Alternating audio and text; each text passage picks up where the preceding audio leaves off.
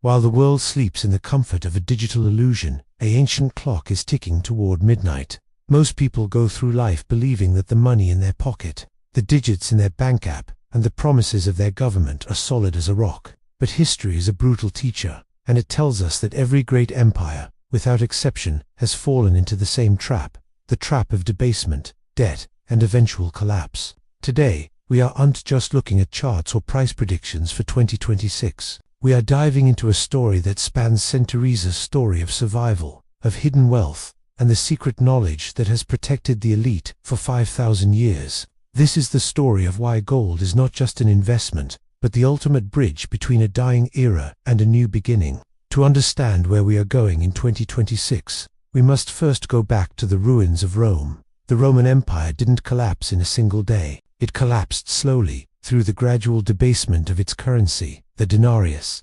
At the beginning, the denarius was pure silver, but as the emperors needed more money to fund their endless wars and massive bureaucracies, they began to mix the silver with copper. At first, it was 5% copper, then 10, then 50. By the end, the denarius was just a copper coin washed in silver. The people lost trust. Prices skyrocketed. The middle class was destroyed. But do you know who survived? The families who had ignored the new coins and hoarded the old, pure gold and silver. They understood that the emperor's decree couldn't change the laws of physics. Gold was wealth. The paper ore, in their case, the base metal, was a lie. Fast forward to the 1920s, in Weimar Germany. This is perhaps the most terrifying example of how quickly the world can turn upside down.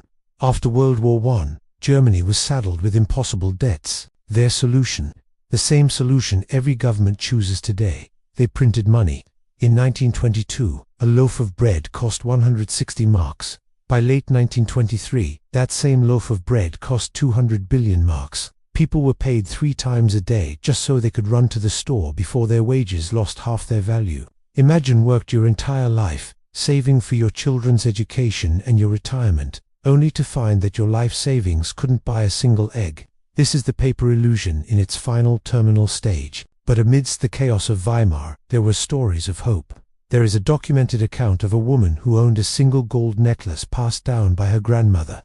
When the hyperinflation hit, her neighbors were burning their furniture for warmth and begging for scraps. She took one small link from that gold necklace and sold it. With that one link, she bought enough flour, meat, and coal to keep her family fed and warm for a month.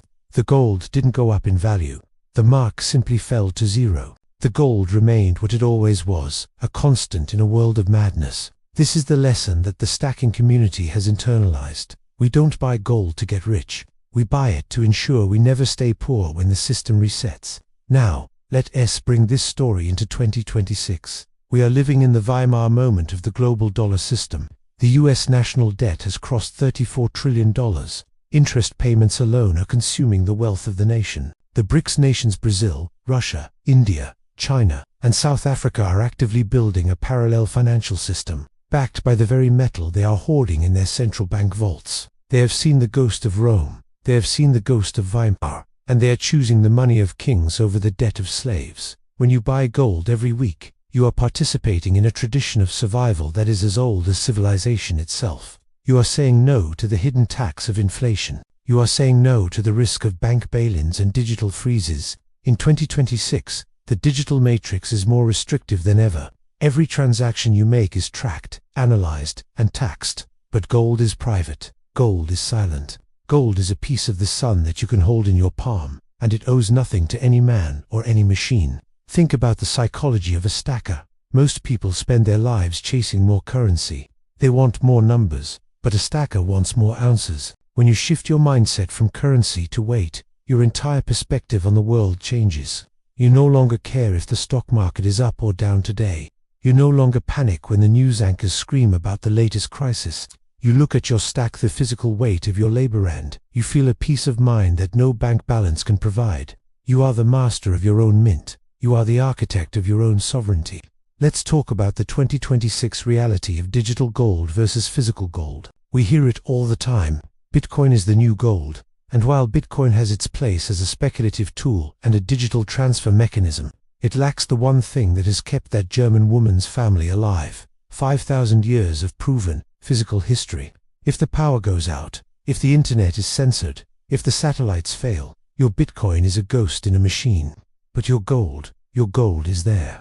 It can be traded in a village in Africa, a skyscraper in New York, or a bazaar in Istanbul. It is the only truly universal language of value.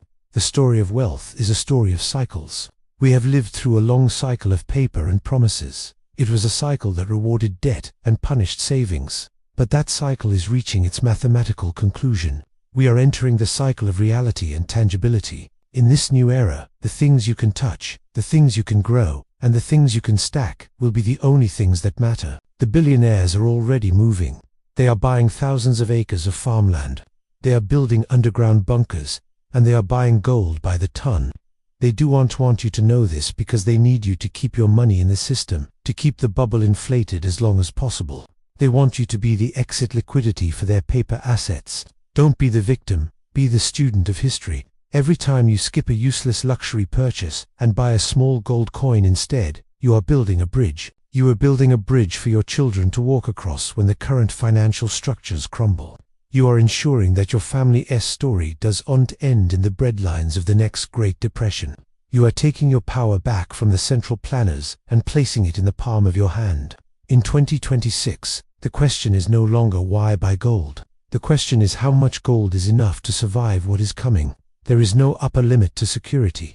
There is no such thing as too much freedom. The road ahead will be rocky. There will be moments of extreme volatility, government desperation, and social confusion. But for the stacker, these are just signs that the plan is working. These are just confirmations that the decision to buy gold every week was the smartest decision of your life. As we conclude this deep dive into the soul of money, remember the family from the story. They didn't survive because they were lucky. They survived because they were prepared. They didn't trust the headlines. They trusted the metal. History is repeating itself, as it always does.